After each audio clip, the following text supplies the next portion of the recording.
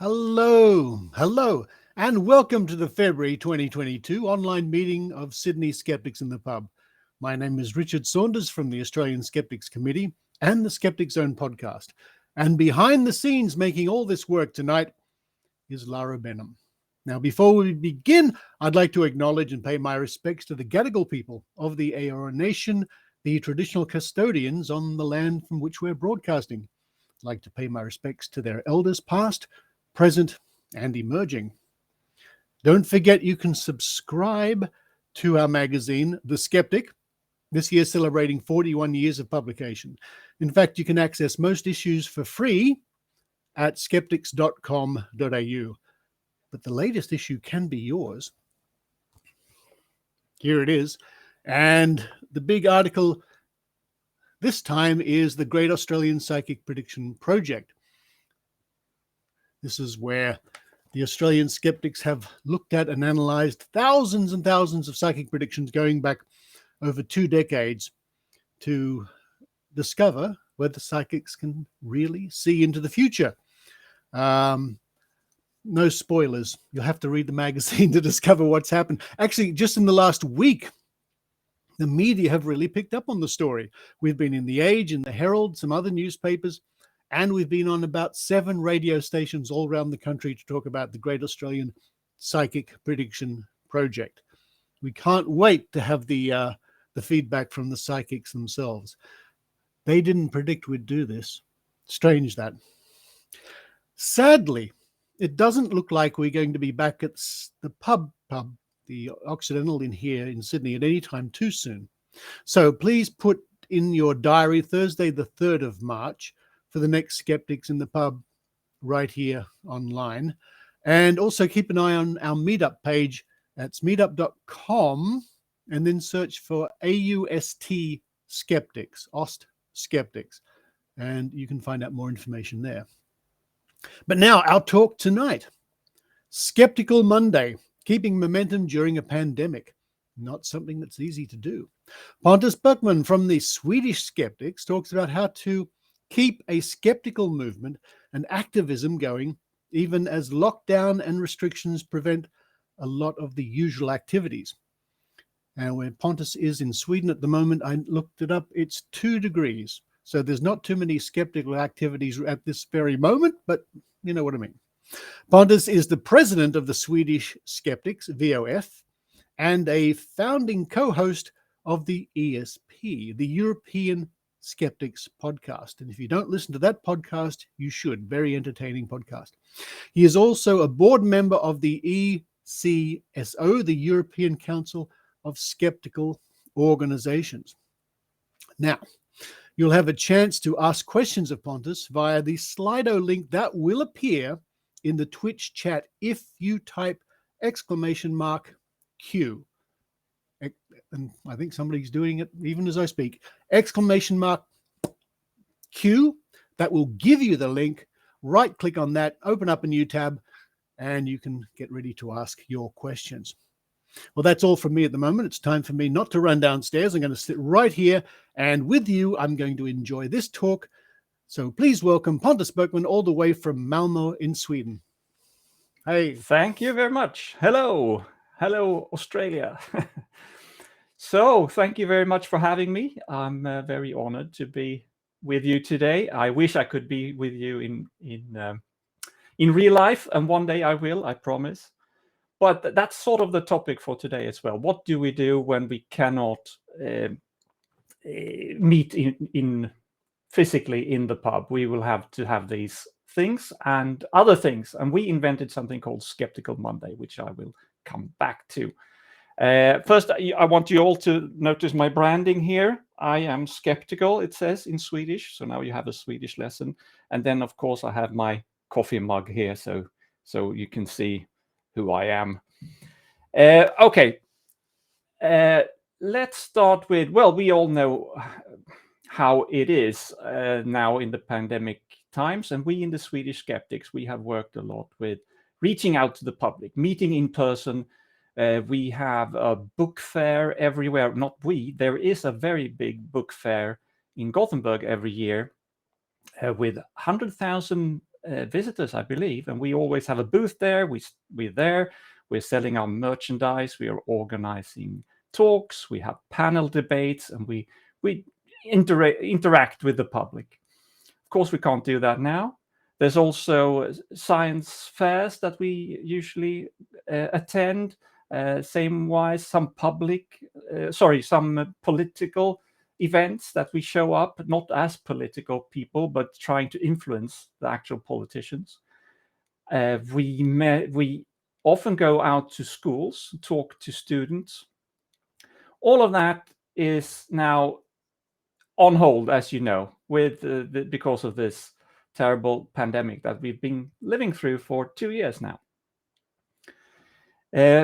There are still things we can do, of course. We're not just sitting all at home. We have our own magazine called Folkvett. I won't go into the etymology of that. You just have to take my word for it. It's almost as old as the Australian Skeptic magazine, and here's a picture of it in real life. It's a small booklet, quarterly thing. It's about 80 pages or so, and very popular. We've been doing it since 1983, so we can still do that. And of course, we can meet like this, Skeptics in the Pub online. We collaborate with our friends in the UK, and we borrowed their logo with their permission. They actually taught us how to do all the technical stuff. We have a lot of the Swedish Skeptics have attended their meetings online, but we have also made our own, and I'll come back to that a little bit later. Another thing that we took the opportunity to do was the VOF study, the VOF study. I won't go into too much of detail because I was a guest at the Skeptic Zone 2 weeks ago, and you can hear me talk about what it was then. But that took a lot of effort. That's something we couldn't do normally or very often because it's such an effort. But what we really did, it is a survey to find out what people actually believe in.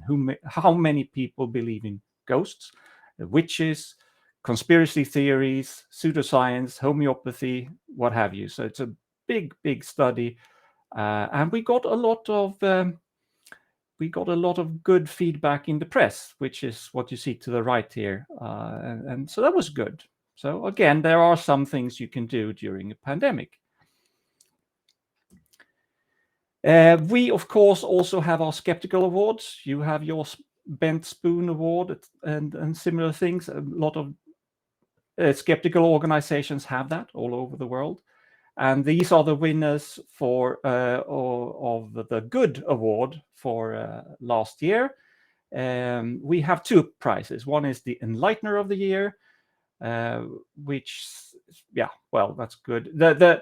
We also have the sort of Bent Spoon Award, and we call it Confounderer of the Year. And I sort of enjoy that it's not very good translation into. It sounds much better in Swedish, but I'm sort of fond of the Confounderer moniker as well. So I won't go into that either now, but it's an example of what you can do even though you can't meet in public.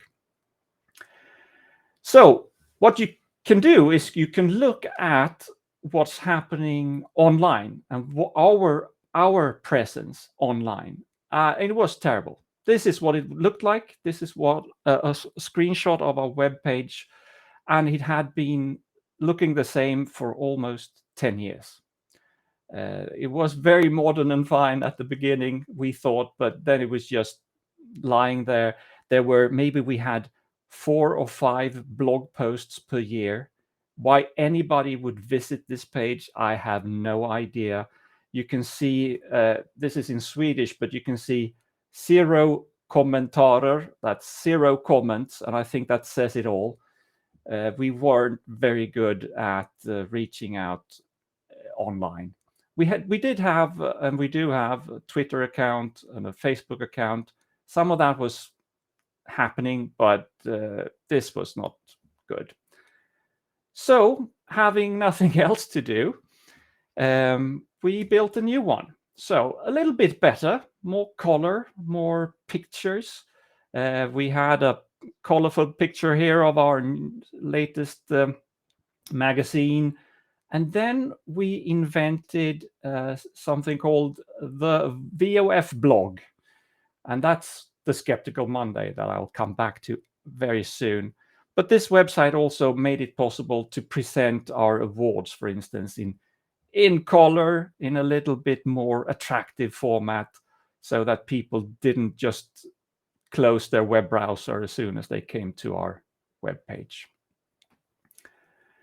But then, so we reinvented the webpage. Okay, that's fine, or the website. But then, of course, you have to fill it with content. Why would anybody go to it if it's not enough to look a bit nicer? So we had a few things that we wanted to do. First was videos, and we already had quite a lot of videos. We have a YouTube account, and there were about 50 or so videos there. Interviews we've done over the years, and from this book fair, we had done certain things. Not too bad.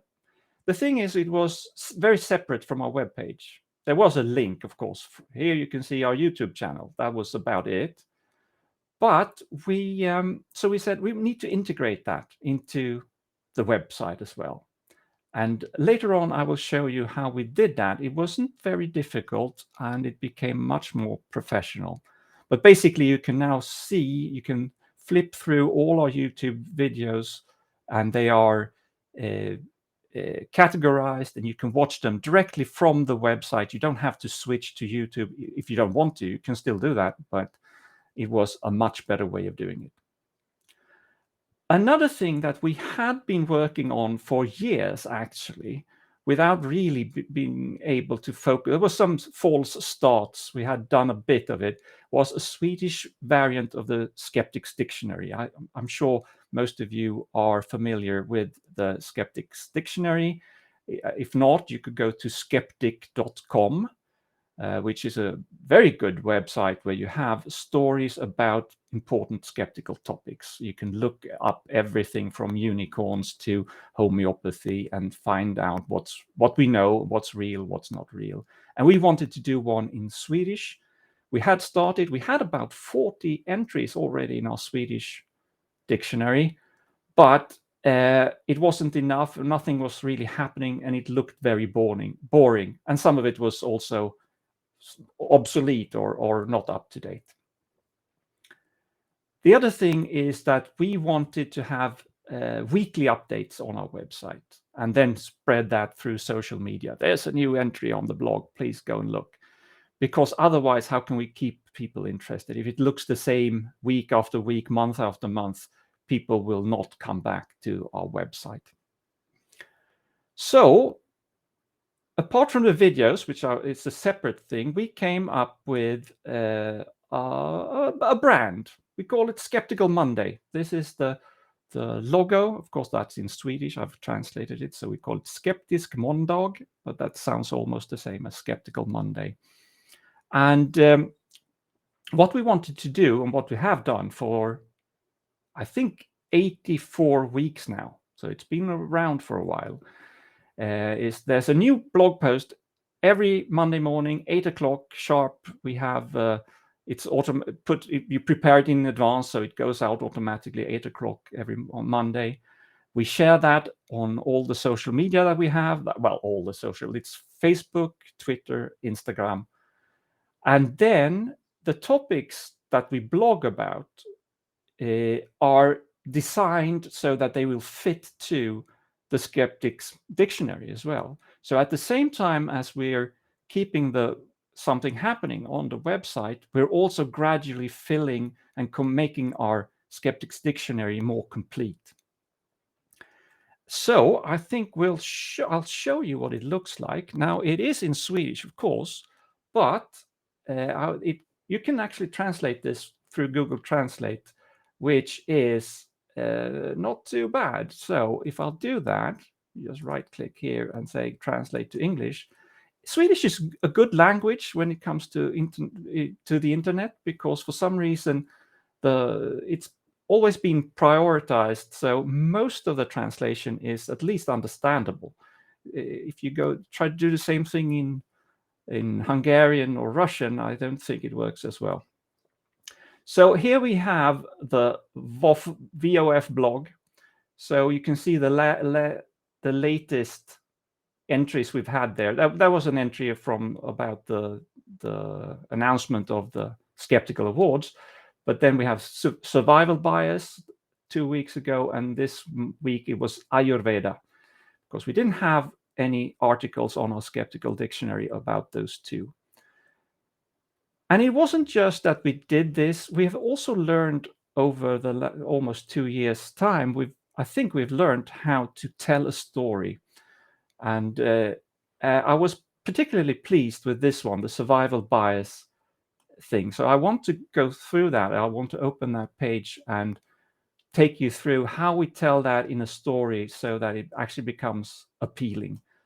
Because not everything, you can be factual, but you also have to tell a story. You have to be a bit entertaining to make people return to your webpage. Survival bias is, a lot of you have probably heard about this before, and you know what survival bias is. But we found that on the reactions we got from our community, by the way, I didn't mention, we have about 2,600 members in the Swedish Skeptics. So it's pretty large. And there's more than that reads our blog now. And a lot from the feedback we got, we realized that survival bias was not everybody knew about this. And it's sort of a fascinating bias to go through. So the way we told this story was, the basic story is that during World War II, of course, the war efforts tried to improve the way you do war. And one gentleman called Abram Wald, he got the assignment to look at all the returning bomber planes coming back from Germany, mostly, I guess, and see how they were hurt and how they could be improved into better and so that it would be more efficient and not crash as often, if you will. So if you look at that picture, that's an illustration. It's not a historical accurate picture, but it illustrates the point. So he realized and could see what a lot of other people had already seen, and that was that a lot of the planes coming back seemed to be hurt in the same areas of the actual aircraft. And the immediate reaction was then say, okay, but then we need to reinforce those areas because those are apparently taking a lot of damage, and we need to fix that. But he was a smart guy, Mr. Wald was. So what he did was he realized it is actually the other way around. The planes or the areas that are very badly damaged on the planes that come back illustrates where a plane can take a lot of damage without going down. So those areas are actually fine. You can fly a plane even if those areas are damaged. We need to look at the other areas like the engines also, because the planes that went down probably were hit there. So he identified what we now call the survival bias idea, or the idea of survival bias. So that's pausing the story a little bit there. So, okay, so this is telling a story by an interesting anecdote with a sort of an aha moment at the end. If you haven't heard about it before, I say, oh yeah, he's clever thinking. But then you want to make it current and illustrate that this is not just about planes. This is a common mistake that you can do in other areas as well. So there have been reports about that cats falling from the 6th floor are more badly hurt or worse hurt than cats falling from taller heights or higher heights. And if you look at emergency statistics from emergency units for pets, then you can get that impression, because there are not a lot of cats there who are badly hurt from falling from the 10th or 12th floor. But again, that's because there's a survival bias in the selection here. All the cats that fell from a higher height probably died immediately, and they were not taken into the statistics because they weren't going into the emergency unit. Another one that is, I think everybody who's a little bit older, like me, can recognize is that music from old times sounds much better than music that is produced today. Okay, so, and you can blame that on people being old farts that can't adapt to new things, but it's also sort of true because there's a very high quality on music that you hear today that was made in the 60s or 50s or whenever.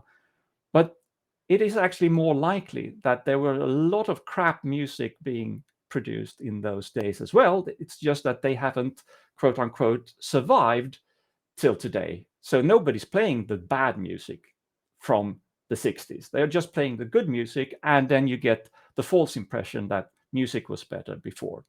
It's the same thing you can say about buildings. If you go back to Rome or Greece and you look at the old temples that are still standing there, it's a fantastic.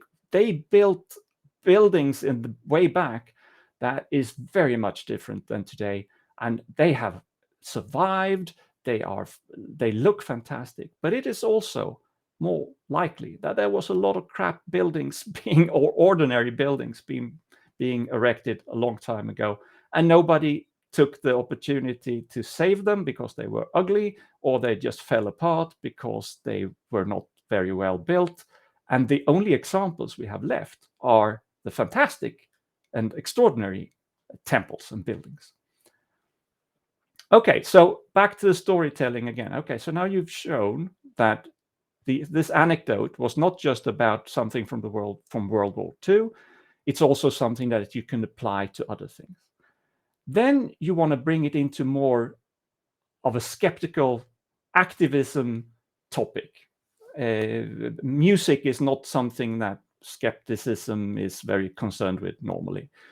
So then there's a paragraph about quackery saying that if you have a fake cancer cure, and you let that be practiced for a while, for several years, and you will very soon get a lot of anecdotes, self-reported anecdotes by people said, this, what we know is fake treatment, it saved my life.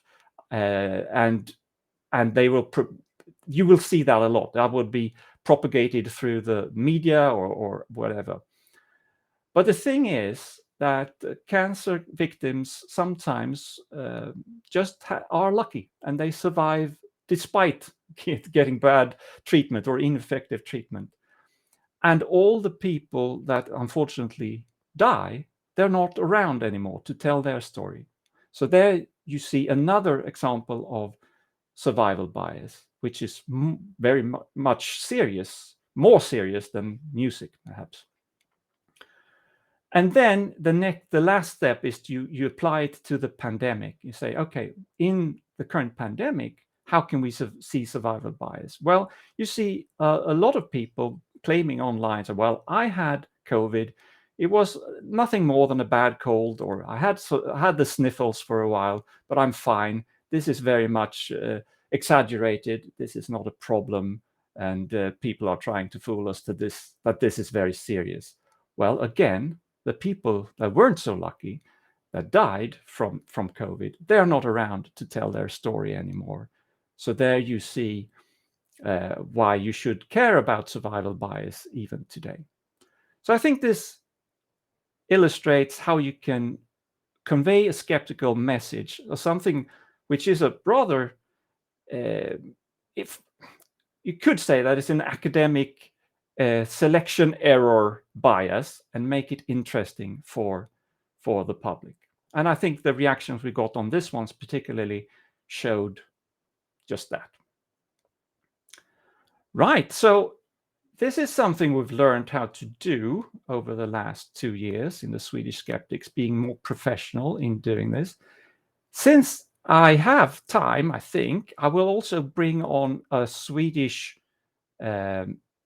more Swedish flavored story, just because it's fun, and it's also, well, it could be interesting. Maybe you haven't heard this one before. Here, by the way, is our skeptical dictionary, Skeptisk Ordbok, and you can see that over the years now, we have a number of articles that you could look at. I will pick one which is called The Great Homeopathy Scandal, because that's particularly a Swedish story that I don't think you've heard before. The Great Homeopathy Scandal is actually in common, if you look into the history books, it's called the Great Pill Scandal in Swedish. But anyway, this solved a question I had. I haven't been active in the skeptical movement for more than about, 10 years or maybe 12 years. But going into it, I didn't know what homeopathy was. That was something I hadn't heard about. And everybody that I talked to or listened to at the start internationally was talking about homeopathy and what a bogus thing that was. And I said, I don't know what that is. And this may be the explanation to why I didn't know as a Swede what homeopathy was. The thing is that in the early 50s, there was a couple of big homeopathy producers in Sweden churning out these sugar pills that don't do anything, but people thought were helpful. But it was actually, they shot themselves in the foot, because there was a smaller producer who sounded the alarm, saying that these big 2 competitions I have, they are actually cheating. They are not doing this potentiation phase or whatever you call it. They're just buying sugar pills from a candy factory, and they just label them and they send them out. And this became it became very visible in the media, in the well, what was the media back then was newspapers and stuff. It was a big scandal. This was fraud. And the fun thing was, or the good thing for us skeptic with a skeptical outlook, was that the best defense, because it was true, and the best defense that these fraudsters could come up with was, well, everybody knows that homeopathy is only sugar pills anyway, so we haven't actually fooled anyone. We haven't actually done anything that people didn't really know about already.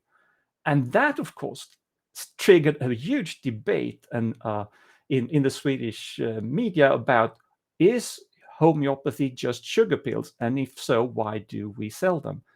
And it also had a spectacular finish, because after they were convicted for fraud, there was a big bonfire just outside of Stockholm where they just set fire to 20 tons of sugar pills.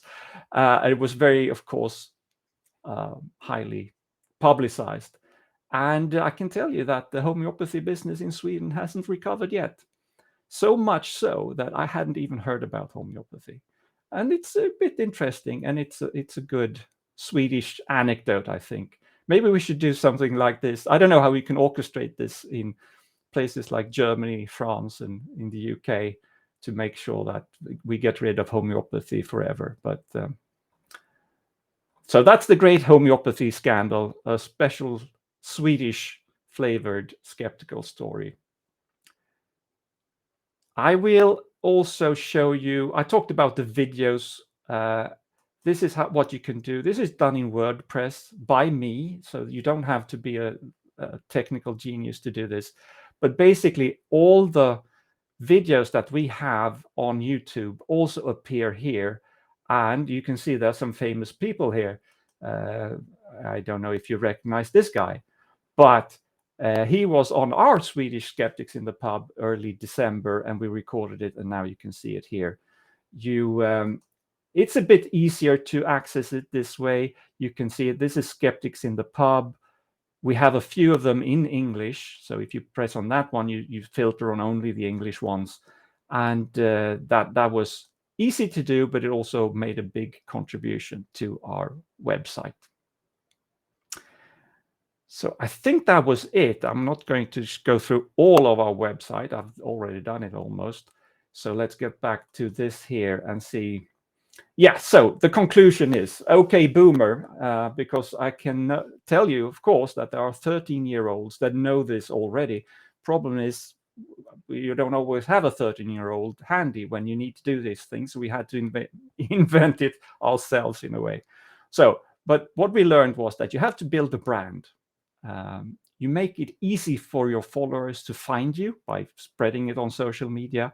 You should post regularly and often, so that people expect something. We did skip 1 or 2 weeks now during the holidays, and I found messages on social media saying, oh, were you also disappointed that there was no Skeptical Monday this Monday? Yeah, I wonder if they're going to do it again, or if they've stopped, or if it was just a... So now that really encouraged us to go on and do it again. You should learn how to tell a story. You should use pictures. Our old website was, of course, terrible. Add pictures if you can, illustrate it, make it easily digestible, and then again, use social media.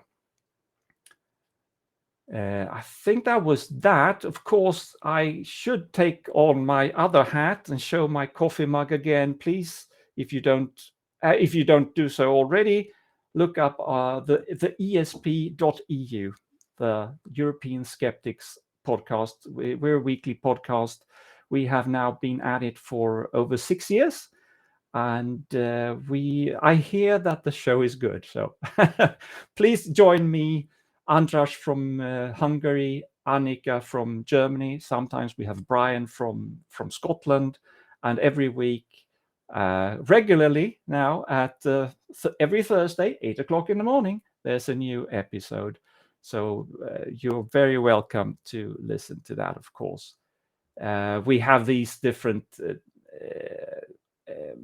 standing segments that we always come back. This week in skeptical history, Pontus pokes the Pope. Tune in to understand what that is. News. We have our own awards. They're really wrong, really right, and interviews as well. But I think that's what I had to tell you right now. And I'll hand over to Richard, and then you're welcome to, if you haven't already sent in your questions, please do so. Thank you very much, Pontus. What an interesting talk that was. We've had some questions coming in, but they're all in Swedish, so I have no idea what they're saying. So Google Translate, Richard. Well, I don't have to Google Translate the Swedish chef, do I? Right. Yeah. I imagine that's who you were imitating. Yeah, it was. What's a Swedish chef called in Sweden? Is it the Swedish chef? Yes, you just translate. It's den svenske kocken. I think people were very flattered way back when the Swedish chef appeared on the Muppet Show, because we were so happy that big America paid attention to Sweden. So there was nobody who was offended, even though I was a bit puzzled. Is this really what we sound like to other people? I guess it may be. Well, let's before we get to the questions, and yes, there are questions coming in. I can actually read.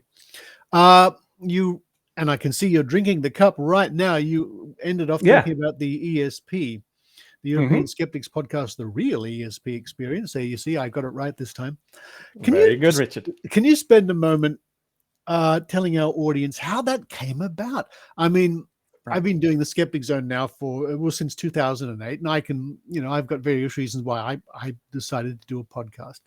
What inspired you to do a podcast? Right, it was actually Andras Pinter, my Hungarian colleague, who came up with the idea first. We met at QED, and also at the QED, if you don't know, is a big, hopefully again soon, annual conference in the UK. And you've been there, Richard, right? Yes, wonderful. Yeah, I've been very honored to speak there twice, 2 different years, and it was just a wonderful time. A really, really good convention with a Dalek. That was good. Yeah. Yes. How can you go wrong with a Dalek? That's right. But it's a great congress and conference, and what a lot of people say, and I agree, is that not only are there fantastic speakers and lots of things happening, but actually a lot of the best action is at the bar, where you meet people, you make friends, and you share a beer, and you come up with new ideas. And Anders came up with the idea that, he made an observation. Isn't it a pity that there's a lot of skeptical activism going on in non-English speaking Europe that nobody hears about, except for within those countries? And we had by then already made friends with people from a lot of countries, and say, we can collect these news items and what's happening and translate it into English and make a podcast out of that. And we brought in also Jelena. Jelena Levin was part of founding. She then moved to America, so she left the podcast after a number of years. She was our Russian agent because she could read Russian. She is from Latvia originally, but she has Russian as her mother tongue. But we also have friends in Italy, Portugal, Spain, you name it. We collect, and by now people are sending us a lot of stories that you can talk about this on the ESP. So that's what we wanted to be. I wanted to do. We wanted to highlight the fact that it's not just America, Australia, and the UK, but that's what you hear about because they have a common language. We can highlight what's happening in the other lesser known countries, and maybe we can also be, as we say in our slogan, building a bridge between skeptics in different countries. And I think we have to some extent anyway. Yeah, that's, of course, the bridge is the logo, which is a nice sort of suspension. Bridge. I was also interested, and I'm sure our listeners were too, in this wonderful story about burning homeopathy. And my eyes are lighting up, and I got these images in my head of me carrying a big sack of these useless pills and throwing them on a fire. Yeah, I think the big effect was that it was the authorities that did it. It was done sort of officially. If Richard Saunders does it, I shouldn't say that. I'm sure people pay attention to what you do, but when it's the authorities that does it, then I think people really start pay attention. These pills are so bad that the government wants to burn them. Fine. Yeah, and to use terms such as what it is, of course, it's a scam. It's just a really obvious, blatant fraud scam, which you can still walk into pharmacies here in Australia and buy this scam right off the pharmacy shelf. But maybe, and I know for years, skeptics have been engaged in various campaigns about homeopathy to try and raise public awareness, and our colleagues in the UK have had great success over the years in doing that. So, we certainly live in hope. Now, let me have a look. Here's some questions coming in from the audience. Somebody, probably Swedish, I don't know, says, can you say confounder of the year in Swedish? Yeah, it sounds less impressive, actually. Årets förvillare. Well, maybe that is impressive. Årets förvillare. Förvillare means confounder, somebody who's intentionally or unintentionally trying to mislead the public. That's an interesting one. So it's intentionally or unintentionally. It's not a trickster as such. Could be. It could be a trickster, but it doesn't have to be, because sometimes you feel that even if people are sincere, and you don't always know, you can't You tell. don't always know. That's very true. Yes.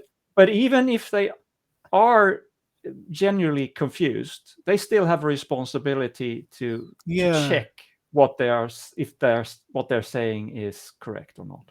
You could almost say confuser of the year or confuddler. I'm sure Confuddler, I like that. Confuddler of the year. You can have it if you want to use that. That's fine. I may. Yeah, we can have different versions of it. Confuddler. I'm confuddled now trying to think about that. Another question's come in. Are there any Swedish skeptics words that do not translate into English but might be better in capturing the concept of being skeptical? Yeah. So a word that in the original Swedish, which sounds really good. Now we used the word. You can see it on my shirt here. It's or my sweater here. It's skeptisk, so it's very similar. Very similar. Yeah. We've had. I think everybody's had that discussion at some point. Is skeptical or skeptics, is that a good word? Because it has very negative connotations sometimes. Yeah. And it's very easily confused with cynical or deniers. And I think that boat has sailed. I think we're stuck with this moniker, whether we would like it or not. And I think we just have to own up to it.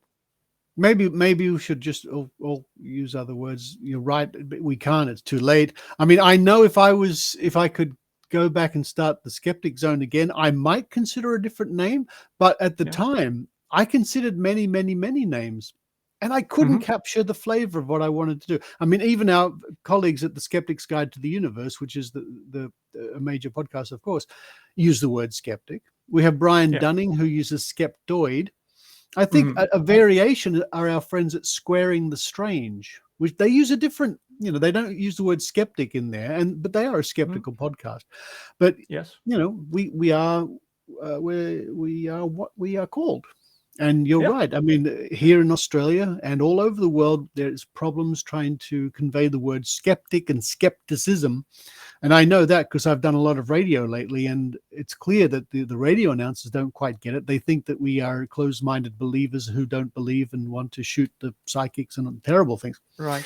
Yeah. But there we go. That's what we're stuck with. Oh, some more questions coming in. All right. Our friend Ian Bryce, who's on our committee, who's our challenge coordinator. Do you know Hanno Essen, your past president, who was fooled by Andre Rossi's cold fusion scam? I do. Yes, I don't know him. I have met him. Right. He had left the VOF when I started, so I have read some of his stuff. I think he was rightly. It's correct to say that he was confused, or he was Okay. misled right. by this All right. Andrea Rossi, I think his name Yeah, was. Andrea Rossi. Yeah. He invented, quote unquote, one of these machines that produced more energy than it consumed. Yes. And for some reason, Han Hussein thought that it was worth investigating in more detail. He never said he was convinced that it worked, but he wasn't actually saying that it didn't work either. And Okay. a lot of people, I think, have criticized Han Hussein for that, and maybe rightly so. Well, we all make errors from time to time. Yeah, of course. We can understand that. In fact, Ian did a lot of work in uncovering what was really going on. And I think if people go to skeptics.com.au and type in Cold Fusion or Rossi, Rossi, they can read more about that. Here's another question that's come in. Do you know of any ongoing global skeptical communities, meetups, or discussion forums that we as a global skeptical movement could join and participate in? I don't. I think that's a fascinating idea. It's a fascinating There is idea. there's a lot of interesting. Everybody has a forum or a website or a Facebook group, and there's a lot of things that going on. But to gather one maybe it's a little bit of what you usually say, what one says about herding cats. Maybe it's hard to get all skeptics in the world to agree on one concept. Yeah, but I'd like to see someone try. It is an interesting idea. I think you're right. It might be a little bit like herding cats, because although we are all very similar groups, we are different in some respects. And, there's no overarching council or law saying you're a skeptical group, you must do this, this, and this. No, people do whatever they like, and they can call themselves skeptics and pursue this or that. I think it's a testament to the, and I mentioned here in Australia, obviously, but the groups that have been around for decades now, it's a testament that they're doing something right in continuing the skeptical action.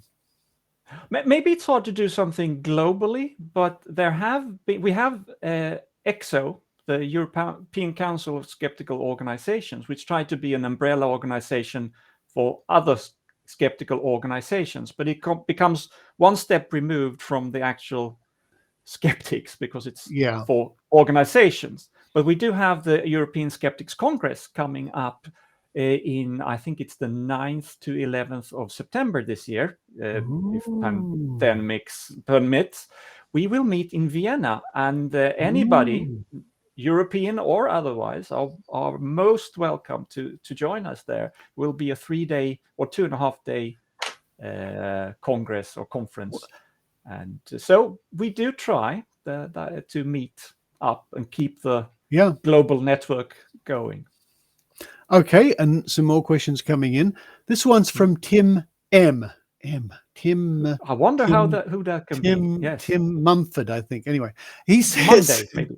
Tim Monday. He asked, is the anti-vaccination movement strong in Sweden, especially considering the Sweden's earlier low profile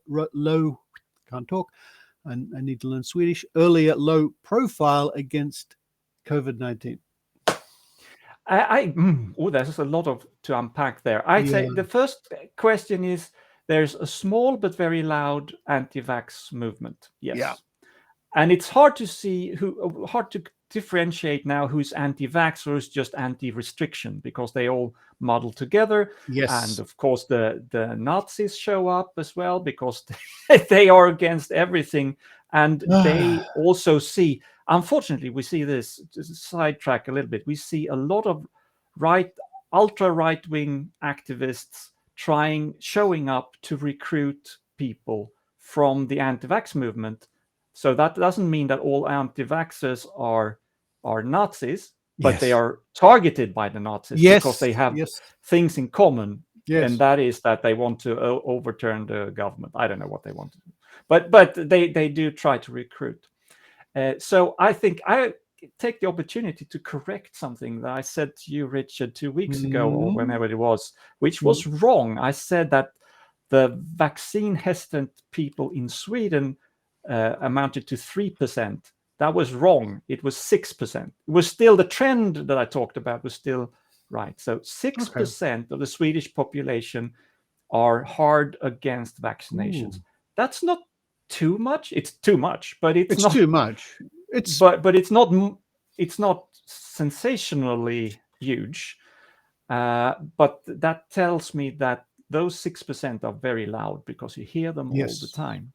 Well, yes, there was another level on this question as well. There was. Let me get to that in a second. Yes, you're right. It's the same here.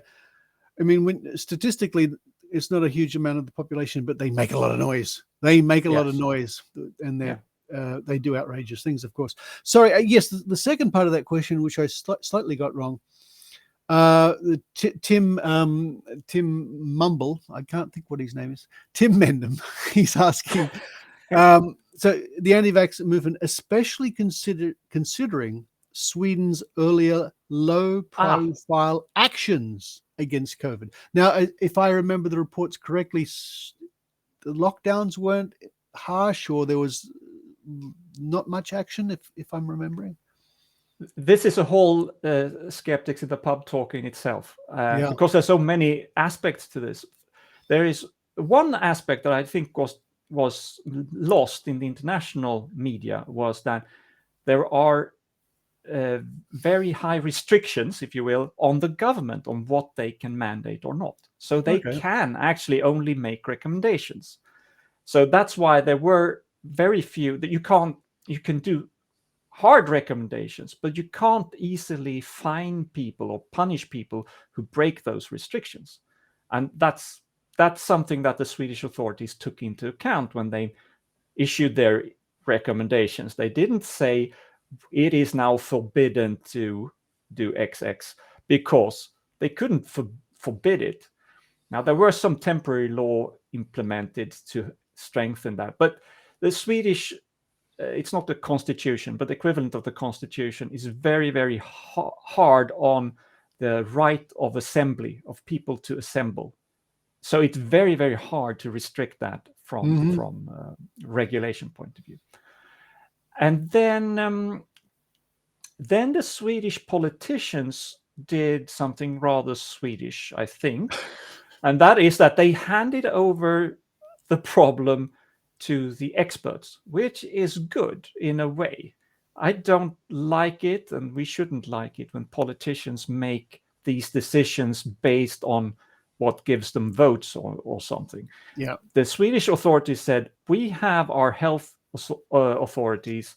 They are the experts. They should tell the what the recommendations are, and we will follow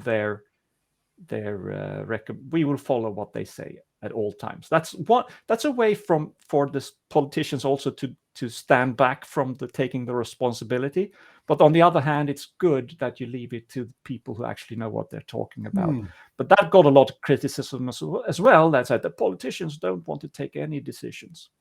Well, you can't win. You can't win no matter what you do sometimes. No, that's right. But then the question, has that influenced the vaccine hesitancy and things? I don't think so. I think we would have had the same level of vaccine anti-vaxxers now, even if things were different. I'm not. That's hard to say, of course. And I don't think that anti-vaccination movement is stronger in Sweden than in other places. But of course, I didn't talk about that. The confuddler of the year 2020 was an anti-vaxxer. So it is big enough for us skeptics to need to react to it. Somebody is asking if we can get the Swedish model for our republic. There's every I don't know, every decade there's a push here to change our flag and become a republic, and then it sort of just doesn't go anywhere. Remember that one day is a monarchy, but officially we're still a monarchy. So of course you are.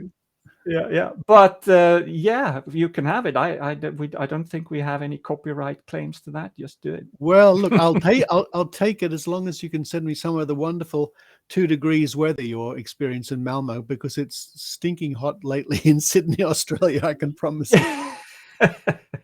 I don't think 2 degrees when it's a little bit of drizzle. I don't think that's too comfortable. But I guess it depends on where you are or what situation you're in. You may long for that, but after 3 months of this, it's lost its appeal. Okay, I can understand that. Well, Pontus, what a pleasure it's been to host you here in Sydney Skeptics in the Pub. We'll have to do it again one day, of course. It would be really great. Maybe we could do a live. Oh, I don't know. Maybe we could do a live hookup between the Skeptic Zone and the ESP. We've done it once before. I vaguely remember that was also a lot of fun. Absolutely doable. We just have to plan it. That would be great. So before you go, Pontus, where can people go to first of all visit the Swedish Skeptics and then the ESP? Just remind us again. Yes, so the Swedish Skeptics are at vof.se, and as I demonstrated, I think it makes quite a lot of sense if you use Google Translate. You can read most of it there. Yes. vof.se.